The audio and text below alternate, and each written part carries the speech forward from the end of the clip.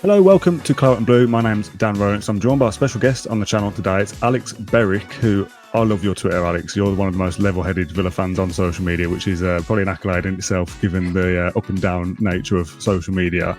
After we play a game or make a signing, I always think, I wonder what Alex has thought about that. What's he said? Because you tend to articulate things better than I probably could anyway.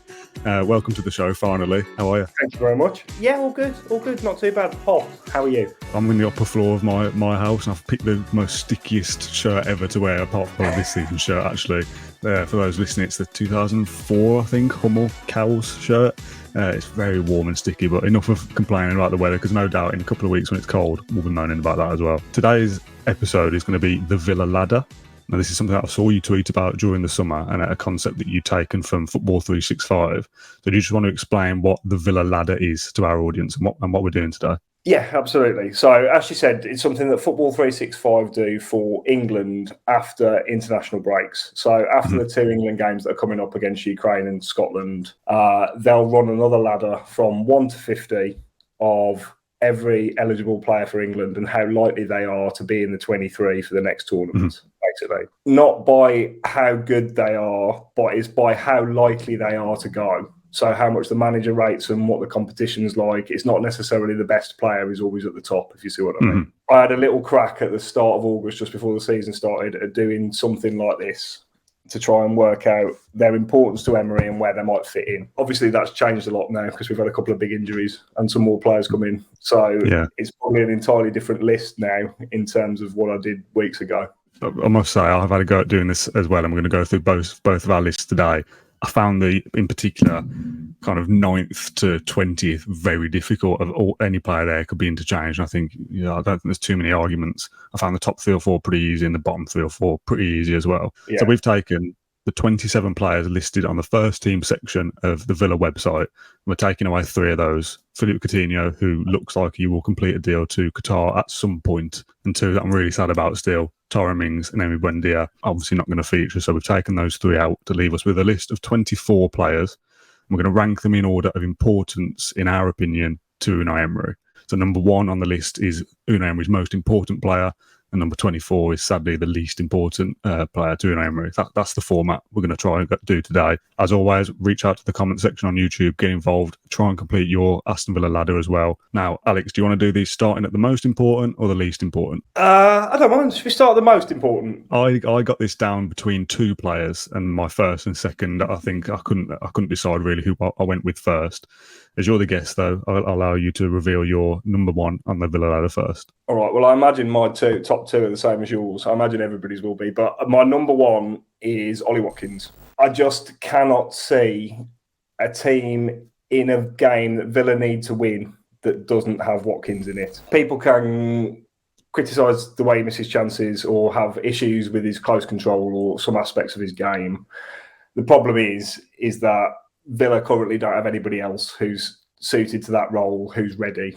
So I think in terms of selecting a team, the first name on the team sheet is probably Ollie Watkins. Yeah, so the way I took this Villa ladder, I know you said for the England example, number 1 isn't necessarily the best player. Pretty much my 1 to 11 is who I consider to be the first team in terms of importance to Emery. My number 2 is Ollie Watkins. For all the reasons you've just said, he's our only striker really of any pedigree and has to play. So number 1, and I assume number 2 for you, Emi Martinez? Correct, yeah. Yeah, for exactly the same reasons. The drop-off between Martinez and Robin Olsen is huge, and that's not so much an anti-Olsen thing. It's just that Emi Martinez is Ballon d'Or nominated goalkeeper. He's very, very good. The drop-off to most second-choice goalkeepers is going to be big. But Emi Martinez is obviously very important to the way Emery wants to play in building out from the back, and just a key figure for us. I think it's a toss-up, isn't it, between those 2 for 1 and 2 on the ladder? Yeah, absolutely. I mean, the only reason I went for Watkins above Martinez was we could probably go to Burnley as we did and play Olsen and be all right because the team is so dominant. I don't know what that score would have been if Duran played instead of Watkins. I think that's the only reason I decided to put it in that order, basically. Yeah. Martinez has got more important for us in a lot of ways, losing Mings and Buendia because he's just another leader.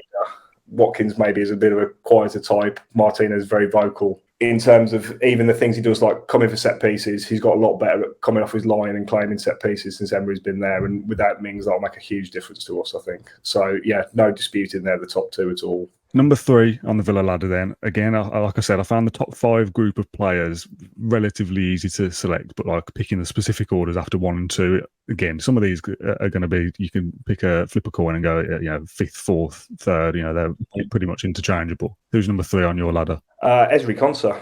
Oh, wow. Okay. That is not who I've got. I said at the start about I can't judge my opinion based off yours. I think my list needs a repeat. There's a couple of things about Konsa. He's improved a lot since Gerrard left and Emery came in. Yes. We haven't signed a right back in the summer, and we have signed another centre back. And it does look like the plan will be more often than not to use Konsa at right back. Mm-hmm. But also, Konsa's played more than 100 Premier League games. Carlos has had his problems with his injuries. And again, just looking at this from a logistical point of view, I can't see too many team sheets that don't have Ezri Konsa on it somewhere. A lot of other players I can see, if they step out, this guy can step in. But across playing right back and centre back, I think Konsa's going to play almost every game this season. Agreed. Which why I've put him where I put him on my list probably is, I don't know why I've done it, to be honest. Like I said, I rushed through mine this morning, and as I got to like number 8, I was like, I don't know, anyone could go after these, to be honest. Do you want me to reveal my 1 to 24 like you do, or when you give a player that isn't mine, should I say where Konsa is, or do you want me to wait? Yeah, go for it. Yeah, go for it. So where's Ezri on your list then? So on my list, I've got Ezri Konsa 10th. It's still first 11, of course. I'm saying like he'll definitely plays in that first 11 of players, and I've probably picked more. Well, I picked the forward players nearer the top as kind of if I'm picking an 11. I don't know why. He's obviously definitely in that 11, and like you say, covers both positions, and he is very important in the absence of Tyrone Mings as well. He's been very good under Emery, as you said, and should really be in the England squad for this international break, which we have spoken about at length already. I'm absolutely fine with him being higher up that list, of course. If you said, he's going to be number 5, number 6, I'd say, yeah, absolutely fair enough. I don't really know why he's as far down as 10th, but like you said, he's still in that starting 11. So third on my ladder is John McGinn, captain. Again, same as you, really. I think he plays absolutely every game. If he's fit and available, plays off the right side, can play further forward as a 10, could play in the middle too if we had injuries and things like that. So I think John McGinn, if fit, plays pretty much every game for Villa. Like you said earlier, if Villa need to win a game, John McGinn's fit and ready. He absolutely plays. So for Unai Emery in terms of importance and getting that kind of work rate and tenacity into the side, he's your captain. He leads by example. If I've got Emi Martinez and Watkins at both ends of the pitch who have to play, McGinn, if he's your captain, he has to play. So he's much higher on my list. Where does McGinn rank for you? I've got McGinn at 5, so top 5. I think you're right. I think McGinn will play 98% of our games this season. We've actually, as good as Diaby's been, and we'll get to Diaby in a bit, I think we've actually missed McGinn further forward in the 2 big away games we've had. It was a big difference between Anfield last year and Anfield this year for me, for a start. But yeah, McGinn will be in the team, no doubt. I mean, his renaissance under Emery has been magical to watch because I was one of the people who thought maybe when Gerrard was here, that was his ceiling. He was going to be a bottom half Premier League player. So I'm delighted for McGinn. Couldn't be happier that he's found his feet as captain. He's Mr. Versatile for us, can fill in at any position pretty much and do a job. If you need him to play at fullback, he'd probably be excellent. Okay, let's go back to the ladder then. Number 4 for you. Who have you got?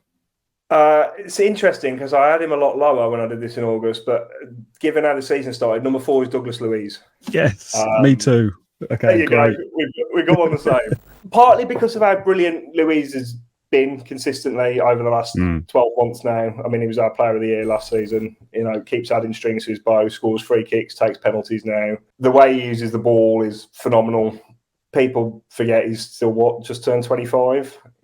He's played a lot of games at the top level now. There is another slightly different reason Luiz has gone up a tiny bit for me. When we signed Tielemans, I assumed that Kamara would always play. Tielemans would rotate with Luiz, basically. So you've got that sort of number 6 type, and then a more expansive, less defensive number 8 than Luiz is if you want to play them 2 together in that pivot. Yeah. Actually, I've been a tiny bit worried about how Kamara's played in the games at Newcastle and Liverpool. So against Liverpool, duels won the most was Luiz 6. Tackles won the most was Luiz 3. And that's something I would have expected to be more Kamara's wheelhouse. At the moment, I just don't see how you put a central midfield together without Luiz in it. He's been terrific.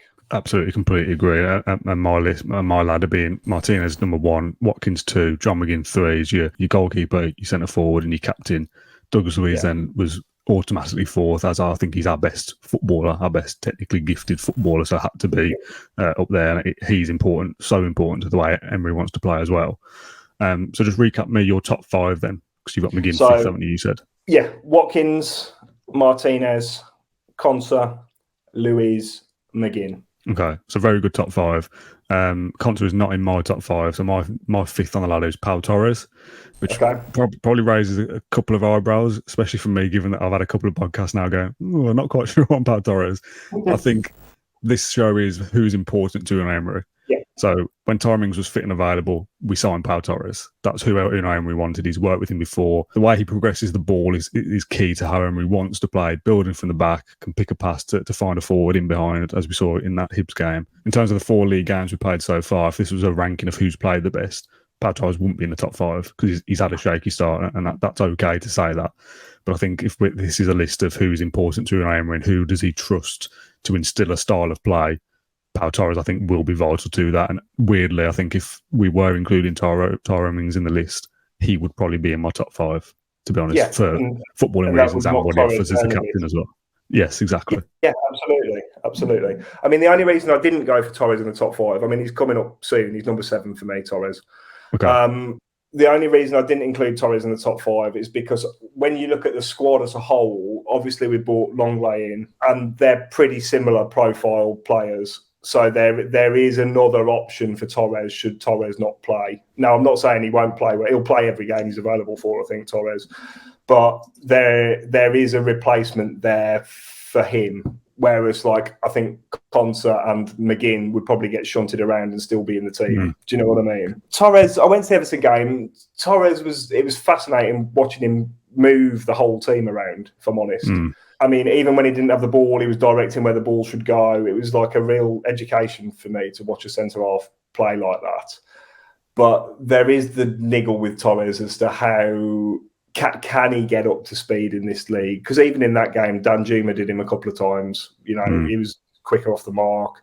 He was a little bit slow to react for the second goal on Sunday. And, you know, we've got no reason to doubt Emery. He's worked with this. He knows Pau Torres a million times better than we do after 4 games of watching him. There's no reason to think he won't adapt. I wonder if we miss that domineering centre-half with Mings gone. And it's not necessarily you need that player to play without, you need Torres to play, somebody to play with Torres, basically. You don't know what, I haven't seen enough of Diego Carlos to know if he can do it yet. I mean, he's had half an hour at Newcastle and half an hour at Liverpool, and he's been injured. The other games he's played in for Villa have been relatively comfortable for him. So it's hard to know what the best centre-back pairing is yet. But, you know, I'm sure Torres will find his feet, and he'll definitely be in Emery's best 11, 100%. Yeah. Who's 6 for you then? Moussa Diaby. Yeah, me too. Okay, good. I have been amazed by Moussa Diaby. Having seen him at Leverkusen a bit, it's not like I watch all of their games. I've got 2 kids. I don't watch tons of European football, but I'd seen him play for Leverkusen a bit. I thought he was a better Leon Bailey, if I'm honest. I thought that's what we were bringing in. And something I was really keen for us to do in the summer was to sign somebody who could play with Watkins, who could link the play a bit better. I thought, you know, that was falling on Buendia or McGinn or Bailey, and I thought it was somewhere we might need a specialist. And actually, I didn't see Diaby playing there, and he's been wonderful at it. His all-round game is much better than I expected. He's a threat. He dovetails nicely with Watkins in that he likes to pull over to the right, whereas Watkins will always naturally go left. They're starting to have the makings of a really good strike partnership. Be interesting to see when we're in December and he's played 30 games already, how much he can stick at it. I'm not sure that we won't need to rotate him out a bit as the season goes on, but you know, his all-round game has impressed me loads, and he'll play when he's fit. Yeah, I've spoken a lot about Moussa Diaby on a couple of shows, notably yesterday, or I don't know when this is coming out, but me and James Rushton did a show, and I've spoken highly of Moussa Diaby. I'm really, really impressed with him. Earlier on in the show, when you said that, you know, Ollie Watkins is super important, and the Burnley game is a good example of would that scoreline have been the same without him if John Duran is starting? Could you not see an instance where Moussa Diaby becomes the main number 9, maybe John McGinn comes to become the support act, or Zaniolo is the support act? Is that not a more powerful strike force than Duran lead the line? In some ways, I think the one thing that we struggle to replicate without Watkins is I think Diaby could replicate his movement. I think arguably he's better on the ball. There's probably not tons in it in terms of goal threat. When we are under pressure, and that will happen in half of our games, certainly most of our away games, Watkins can occupy defenders just by having his back to goal.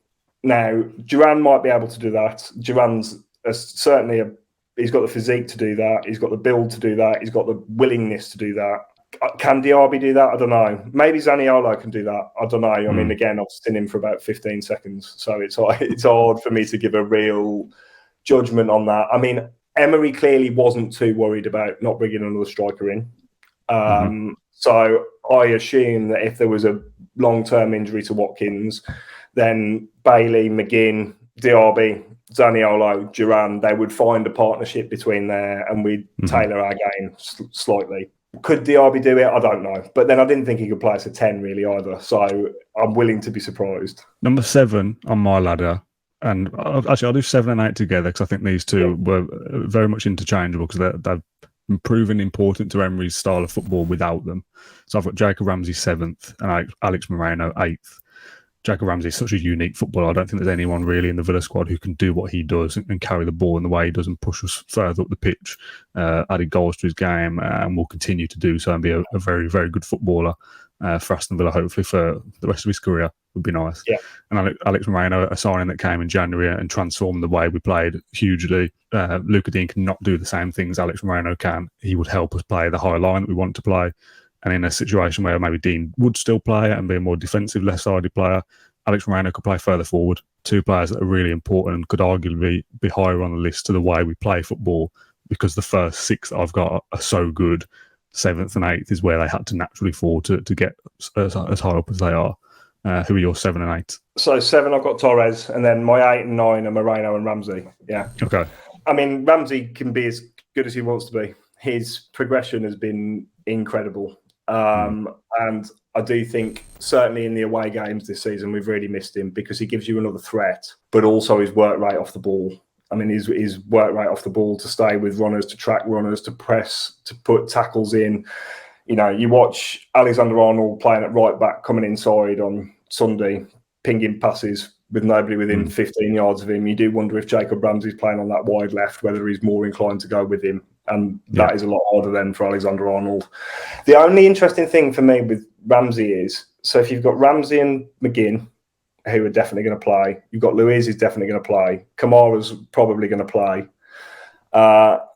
Where are the others going to play? Where's Zaniolo going to play? Where's Tielemans going to play? Because I agree. But then Emery's got the system where he likes the 2-10s. So one of those is going to be Diaby. One of them will be whoever plays on the left, whether it's McGinn or Ramsey. What happens on the right wing? Does McGinn not play? I don't know. I totally agree. It's very difficult to pick. Like I said, my 1 to 11 here is who I would consider to be kind of guaranteed starters if everyone's fit. But looking at it, I'm not sure whether the system where all those could play together. No, exactly. I mean, I think they can. And in the big games, they probably will. But I wonder how he'd set it up to play Ramsey on the left and McGinn on the right. Or does McGinn play off Watkins then and then Diaby goes on the right? Yeah, possibly. Because then Diaby gives you the width and McGinn and Ramsey can do the pressing. I don't know. Emery will know. I do not know. And then Alex Moreno, who I had at 8. I love Moreno. Absence makes the heart go fonder a little bit. I mean, I was watching Luca Dean chase Mo Salah, thinking I wish Moreno was playing the other day. That's not a slight on Luca Dean. Like, he's never going to keep up with him. But I think the way Villa want to play and the type of goal we score a lot, which is from cutbacks rather than deep crosses, is what we tend to want to do. Cutbacks to the midfielders running on to McGinn or Ramsey or Luiz or whoever. I think Moreno is so important to that. And, while there will be instances, I'm sure Digne will get rotated in, I would imagine in all the big games Moreno plays. So that's your 1 to 9 covered. My 9th is Boubacar Kamara. which again, he's probably lower on the list than he would have been 12 months ago. I think he was really important to the way we played at one stage, and he still is important, of course. I think we've got better around him, so we're not as reliant on having somebody who will just sit there and make us tick. I think Douglas Luiz has improved a lot alongside him, and John McGinn's vastly stepped up his game in the last year or 18 months as well. I still really like Kamara, but he again, if this was rated on performances so far, I think he'd probably be even slightly lower than 9th, because I don't think he's had a great start to the season, and against the size where you might need a bit of a fight and to be a bit physical, he's looked a little bit lacking. But as the comment section told me a couple of weeks ago, he's still a young player. He's still somebody that needs to be afforded a bit of time, and he will progress into a good footballer. But yeah, he's probably less important than I thought he was going to be. Yeah, I'd agree with that. I mean, he's my 10, Kamara. There's not many games he won't play. He'll play pretty often. It's a sign for me of how far Villa have come in the last 12 months. If we'd have done this under Gerrard, most of us would have probably had Kamara in the top 2 or 3, because we were crying out for that kind of player in the system that Gerrard wanted to play. As it happens, I've been probably for 6 months or so, I've been a tiny bit disappointed with Kamara. And again, this is more to do with us being elevated as a team than anything he's done. Yeah. But I think to be a really, really, really top player, I think we need to go to places like Anfield and St James's Park and, Chelsea at the end of last season, where I know he had a knock, but he came off at half-time. And those games seem to be passing him by a little bit, whereas the Burnley game and the Everton game and at Hibs, and he's far too good for those games, but not quite good enough against the really good teams yet. Part of that would be why he's at Aston Villa and why he's not gone to a Champions League club to date. Part of that is that he's a young player and he will improve. And, I have to be careful when judging players of that age, because I was very vocally a supporter of Douglas Luiz when he got a lot of criticism. And, I was just like, look at his age and what he's being asked to do. So you have to apply those criteria to Kamara as well. And, I'm sure come the end of the season, we'll all be speaking a lot more highly of him. But as you say, I don't think he's had the best start to the season. And I think there's a couple more gears he needs to go through over the next 12 months. Yeah. So my 10th, I think I mentioned it earlier, was Ezri Konsa, which again feels a little bit low, but I feel like I've made a pretty decent case for the 9 players that have preceded him. So 11th for me then, to round off what I'd consider to be our strongest 11, if they could all fit into a system, is Matty Cash, just by default, because he's the only natural right back at the moment. I know Konsa plays and pushes over there, but even then Cash is playing further forward in the right wing role anyway. So at the moment, I think Cash is important to Emery, but if we're doing a list here of 24, he's pretty much halfway. So, he's not crucial to us, but there isn't anyone else that can play right back naturally. No, I mean, I went for Diego Carlos because I'm assuming that Konsa is going to play there. Carlos is obviously very good, very experienced, played at the very highest level for a very long time with an excellent reputation. Seems to be recovering from his injury. That'll take time. Difficulty for me is twofold. I don't know what he's like in the Premier League, really, because as I said before, we've only really seen him for an hour against decent opposition so far. And I don't know how many games he can play. He's one that, come the end of the season, if he's got over his injury, could easily be in the top 5. He could be one of the most important players for us. But at the moment, there's still some, because I don't get to see him every day, there's still some question marks about him for me. But he makes it into 11 because I'm assuming that where possible, Konsa will play at right back in the bigger games, and he'll go for Carlos and Torres. If you can run me through then your Villa ladder so far, 1 to 11, ranked on Unai Emery's importance. I will have put graphics throughout this show on YouTube, by the way, but I'm keen to kind of keep repeating it for the people that are only listening so I don't lose track of where we are. 1 to 11 for me, please, Alex. Okay, starting with 1. Watkins, Martinez, Konsa, Luiz, McGinn, Diaby, Torres, Moreno, Ramsey, Kamara, Carlos. Okay, mine is Martinez, Watkins, John McGinn, Douglas Luiz, Pau Torres to make the top 5, Diaby, Ramsey, Moreno, Kamara, Konsa and Cash to round it out to be 11. Now, my initial draft for this, where, like I said to you before we started, after 11, I thought it's a bit of a muchness for kind of 12 to 16-ish, that I would consider them to be the first substitutes almost. It could be rotated pretty much in any slot. In my very first draft of this, Diego Carlos was a lot further down just because I was writing a list of names in those positions in any order that came to my head. Diego Carlos landed down in 18th, which in terms of what he's going to offer to Unai Emery going forward, being one of the first choice centre-backs, cannot be 18th in my list. So I'm going to make a change to mine and put him 12th now. Again, for similar reasons to you, that because he's going to play, it's Cash, Concert, Carlos, all those positions kind of linked together. So Carlos comes 12th for me now. Yeah, I mean, I've got Matty Cash as 12th, and I would agree with everything you said, except I would have drawn the line at 12th probably. I think after Cash, I think that's the group at the moment.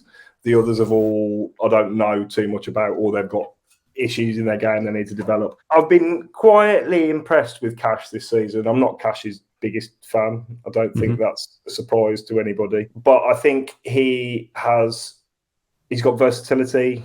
You know, he took his goals against Burnley very, very well, and he played that position really well, actually, and was better on the ball further forward than I thought he'd be.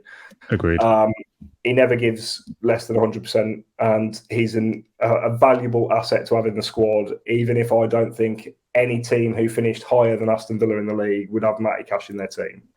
I think if he can keep up with Emery's improvement, if he can keep up with the level as we keep going, then he's done very well. And I think he'll play a lot of football this season, and he'll be important to us this season. We're at the halfway point, so we're going to do two at a time here, because I think, like I said, these are pretty much, you know, you could rotate these and not kind of overanalyze. Oh, it's not in the top 10. So for me, I've gone slightly different here with my reasonings, and I'll try and explain them as best I can. Once I hear your opinions, I might want to change mine. But I've gone 13 and 14 as John Duran and Robin Olsen, which again, based on ability and what they offer, I don't think you would put them in the best 14 players for Aston Villa. But at the moment, that's our reserve goalkeeper and our reserve centre-forward. So if the top two are the centre-forward and the goalkeeper, once you get past the first substitute, if you like, of Diego Carlos, Cash, Conte playing that same kind of role, after that, I'm looking to who's playing behind Martinez when he's out of the game, and who's playing behind Watkins when he's out of the game.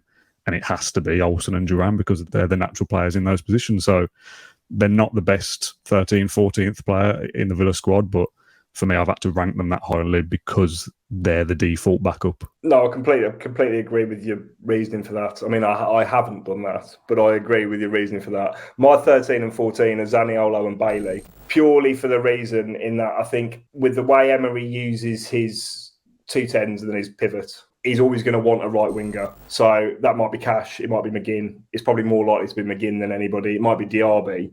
But I think Zaniolo and Bailey across the whole season are going to get quite a lot of games still. Hopefully Bailey's at home and not away. But I think they're going to get... I think they'll see plenty of game time. And I think quite often either of them will be the first substitute as well. If you're making a change and you need to change the game, I think one of those two will come on first. So I just think in terms of the amount of game time they'll see over the season, that's why I went for them as 13 and 14. Got a lot to learn about Zaniolo. I don't know much about him yet. Bailey is what he is, and he will continue to infuriate everybody, but he'll play a lot this season. Absolutely agreed. Again, I've just been going through my list while you're talking, because it's on mine. I've not given it enough thought once I've got to this stage, and they're all just in a bit of a random order, but Zaniolo and Bailey have to be slightly higher for me, so I'm going to go 15 and 16 for those, Bailey being 15. Just because he's played more. And to be fair, he's played a lot under Emery over the last season or so, when we've said on the podcast. Not quite sure about Bailey, but he continues to get game after game. So to Emery, he's important, and that's the format of this show. So to say he's Emery's 15th most important player probably is lower down on the list, considering how much game time he's had and will continue to have. Yeah. And it's probably a slight worry, to be honest, that he's even as high as he is, considering his output and his injury record. But yeah, he's still important to him. So give me 17 and 18 then on the Villa ladder. Well, I've got 15, 16. So. Oh, sorry. Yes, go on. 15, 16. Yeah, 15, Luca Digne. I think he's going to play probably quite a lot of the cup games. They won't risk Moreno in most of the cup games, I don't think, until the cups get really serious, hopefully. Hopefully we're still in them then. And there's always the option of, when we've got 3 games in a week, he's more than capable of stepping in. I'm not sure he was the best piece of business this club could ever done, but as a footballer, he is fine. He's fine. He has attributes that are very hard to replicate, and while he's here, we'll use him. I don't doubt that for a second. 16, I went for Duran, partly because of how often I think he'll be used off the bench. Watkins is going to start a lot. Duran isn't going to start a lot, but I reckon, like happened at Everton, quite a lot of the time, Watkins will get hooked with 25 minutes to go if we're comfortably ahead. Yeah. So it's a big season for Duran. I think he'll get a lot of minutes across all the competitions. I mean, you look in December, we've got something ridiculous like 14 games if we're still in the cups. Yeah. So he's gonna get quite a lot of minutes on the bench. I think. You think he's a full 2 years younger than Cameron Archer? I can see why they persevered with one and not the other for this season. Okay, so we're at 17 and 18 now, yeah? Yeah. Okay, so 17 for me is Luca Dean, who you've just spoken about. And again, I'm absolutely fine with him being slightly higher because he will play minutes. 18 for me is Yuri Tielemans, which feels criminally low considering the quality of the player. But because the midfield ahead of him is so good, yes, he's going to play games and will come on, like you said, for Watkins and Duran. We'll see Luiz and Tielemans rotate with 25, 20 minutes to go in a lot of games. He'll start some of the Conference League games, 100% guaranteed as well. Again, this is not a list of ability, it's a list of importance, and there's players in different positions that are more important to Emery, in my opinion, than Yuri Tielemans. Yeah, I mean, I've got Tielemans at 17 and then Olsen at 18. Tielemans, I don't know. I don't get it. He's an amazing person to have in the squad. But unless we're going to play three in midfield, I don't really know when he's going to play. I mean, I'm assuming on that kind of money, there is a plan for him that I am yet to be aware of. And as a footballer, he's a phenomenal all-round footballer. You know, he can score goals, he can unlock defences from deep. You know, he moves the ball quickly. He's got tons of experience for his age. I mean, he's played so much football for his age. He's a phenomenal person to have in the squad. I'm just kind of waiting to see what the plan is with him. I think there'll be some games we'll play a trickier game in Europe on the Thursday and then have an easier game in the Premier League on the Sunday where we might think Douglas Luiz could do with an extra few days and that Tielemans is the one that starts and Luiz is maybe the one that comes on instead. But Tielemans is a very good player and could start most games in the Premier League for a lot of clubs in the top half. So it's not like, we can only play against the easier sides, but Douglas Luiz is the number one midfielder in there ahead of him. So, yeah, it does feel strange to have him as low as 18th and is he 17th in yours, you said? He's 17th in mine, and then Olsen's 18th. I mean, I do wonder, I suppose, you know, in your, no disrespect to anybody, but in your Lutons and your Sheffield United's at home, and we're going to come to Villa Park and put 11 men behind the ball, whether it's Kamara that sits out, and they play Luiz, Tielemans, and McGinn on one wing, and then a proper winger on the other wing to try and unlock the defence, maybe. I don't know, maybe that is the plan, but we'll see. It's a long season, hopefully. So exactly. 6 to go then. Let's get 19 out of the way and then we'll do the bottom 5. So 19 for me is Callum Chambers. Bit of a versatility player and again, somebody that I think will get minutes throughout the season, either as a centre-half, right-back, holding midfielder, coming on for 10 minutes here and there just to do a job in a couple of positions. Don't think he's the best player in the world, but probably in the reverse of Luca Dean, a good piece of business by the club to get him. I think it was on a free or for a very minimal fee at least. Won't be on high wages and can do a job, like I said, in a few positions, certainly against the lesser opposition you mentioned there, and Conference League games as well, especially those group stages. Chambers will play in those. So 19 for me, Chambers. I've gone for Longley at 19. Okay. Given his level of experience and, you know, the reported amount of money we're going to be paying him every week, I think part of the plan for Longley must be to get Torres out of the limelight occasionally. I don't know if Torres... I think as we start to get into lots and lots of games, I think Torres will play all the big games, but I think there might be a tiny bit of rotation there. I think we might leave him out when we can to give Longley some minutes. Saw him at Spurs, not sure that's the best place to judge him. Haven't seen him a lot in Spain, so let's see how he gets on at the Villa. Longley was 20 for me, but absolutely could have swapped those two, Chambers and Longley. Who's 20 for you? Dendoncker. Okay. Only because, and I don't know what's going on with Dendoncker. I mean, Emery mentioned him in the press conference the other day, saying he was working with him quite closely. Dendoncker has got a lot of ability. You know, he's a full Belgium international with a lot of caps. He gives us something we don't have in that he's massive and is a bit of a unit, and we are quite a small team now, particularly without Mings. Yeah. He's barely featured over the summer because I think he had a baby, didn't he? And then he was injured. And he's only just getting back onto the bench now. But I wonder about Dendoncker sometimes. I wonder if in some of the bigger games he might play more than we think.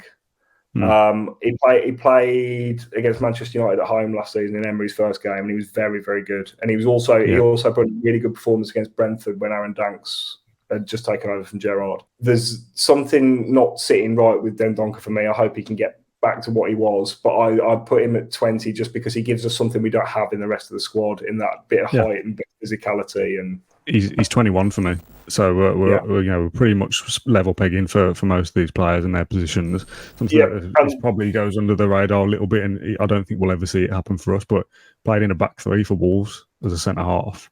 So there's the possibility, like if we had an absolute crisis, or again needed to shore up that Diego Carlos comes off for half an hour when we're 5-0 up in a group stage Europa Conference League game, maybe Dendoncker comes off and plays the part of a back three and stepping into midfield and just doing a bit of nothing when we're already very, very comfortable, just to give fitness to others. I wonder if when we get to Bosnia or Warsaw, or whether Dendonker's quite useful to us there. I mean, he's certainly played in big games before for Belgium. Might be quite useful. Anyway, so 20. I had Chambers at 21 for all the reasons. Right. Like Callum Chambers, he's a 7 out of 10 player at everything, and he will never be higher and he will never be lower. But that's fine. He's made a good career out of himself like that, and he will be in and about the squad all season, basically. Yeah, agreed. So bottom three, then we've still got the same players so far. Yeah. 22. I've got Bertrand Traoré. Same. Okay, good. I don't know what to feel about Traoré. I've probably slagged him off a lot on the podcast over the years for various reasons of being too injury prone and not being reliable. And then I always get people come back to me and say, well, that's a winger sometimes. They're very flaky. They blow hot and cold. There's something about Traoré, if he's on song and feeling confident, and Villa are also playing well already, that he comes on and does something like he does against Albion a couple of years ago and rolls the ball along the floor into the back of the net and scores that goal against Leicester last year. That there's little moments of quality out of nothing. So having that kind of ace up your sleeve if you really need it, and him to come on and he's having a good day and he'll do something. If we had to rely on him to play 5, 6, 7 games in a row in the Premier League, I wouldn't be happy with that. So not important to Unai Emery, but can still do a job every so often. Yeah, I think they'd have moved him on if they could in the summer. He's only got 1 year left on his contract, hasn't he? I think Traoré will do one amazing thing at a time we least expect it this season, and won't do a lot else. But that will be fine. That's been his Villa career, to be honest. Oh, I mean, in a roundabout way, his goal against Leicester got us into Europe. 100%, and the goal against Forest. I mean, he came on. I can't remember he went off injured, but he came on against Forest, and we were toiling until that goal. There was no guarantee we were going to win that game. So his contribution over that week was humongous. 23 and 24, then to end the Villa ladder. Like we said, we've got the same players here, so I'll give you the honour of revealing the order. Irojbenham at 23 for me. I hope he gets some minutes. I don't see it. I think he might be. I think the only reason he hasn't gone on loan is because he's still injured. I hope he comes back and contributes something, and then gets a move in January, because there's a very good player there. He needs, like the others that have gone, he needs to play football at the top level. The difficulty for Tim is that when he comes back in January, is anybody going to be willing to spend 10 million quid on him? Having not played a lot this season, I think he might need another loan move to an upwardly mobile Championship club, and then we'll have to look at it in the summer. I don't know if there'll be the buyers for him, having not played hardly any football from August to December. And 24 on the list is a little bit like the end of a cup draw, and there's one ball left in, and they go, "Oh, we all know who this is going to be," and you hope that it isn't the same player to cause a bit of carnage. Hawes, is it? It is Courtney Hawes. For 3 million quid, he's been incredible value for money for this football club. He helped us get promoted. He's had some big moments in the Premier League when we've needed him. Yeah, it didn't work out for him at Watford. He's not going to get picked. I'm not even sure he's been named in the squad, has he? So he just needs a move for anybody. For best for him, best for us, best for whoever's going to sign him. But there is a high-end Championship centre-half there, low-end Premier League centre-half. But yeah, it's time for him to move on now, sadly. June 2025, his contract ends apparently, according to Transfer Market. So, still got a bit of time on that deal, but not going to feature for Villa. No, he'll still be 24 next year. So then to end the show, if you run through your 1 to 24, and I'll spice it into a nice graphic for those watching, and I'll do the same, and then here we go. So 24 players on the Aston Villa ladder, ranked on their importance to Unai Emery. This is Alex Berwick's list. So number 1, Ollie Watkins. Number 2, Emi Martinez. Number 3, Ezri Konsa. Number 4, Douglas Luiz. Number 5, John McGinn. Number 6, Moussa Diaby. Number 7, Pau Torres. Number 8, Alex Moreno. Number 9, Jacob Ramsey. 10, Boubacar Kamara. 11, Diego Carlos. 12, Matty Cash. 13 is Zaniolo. 14, Leon Bailey. 15, Luca Dean. 16, John Duran. 17, Yuri Tielemans. 18, Robin Olsen. 19, Clement Longley. 20, Leander Dendoncker. 21, Callum Chambers. 22, Bertrand Traore. 23, Timo Rijsmanum. And 24, Courtney Hawes. Nicely done. For the sake of being different, I'm going to do mine in reverse order from least important to most important. Start the graphic at the bottom and work up. So I've got 24, Courtney Hawes. 23, Irabunam. 22, Bertrand Traore. 21, Dendoncker. 20, Longai. 19, Chambers. 18, Tielemans. 17, Dean. 16, Zaniolo. 15, Bailey. 14, Olsen. 13, John Duran. 12, Diego Carlos. Top 11, Matty Cash, Ezri Konsa, Boubacar Kamara, Alex Moreno, Jacob Ramsey, Moussa Diaby, and top 5, Pau Torres, Douglas Luiz, John McGinn, Ollie Watkins, and number 1, Ballon d'Or winner, Emi Martinez. Alex, it's been an absolute pleasure to chat with you for the last hour. Like I said at the very start, I urge those listening or watching to go over to the YouTube channel and get involved in the comments. It's actually, once you get past the first top 3 or 4, I think it is very difficult to judge the rest of them. And looking at both of our lists, some of them are fairly similar.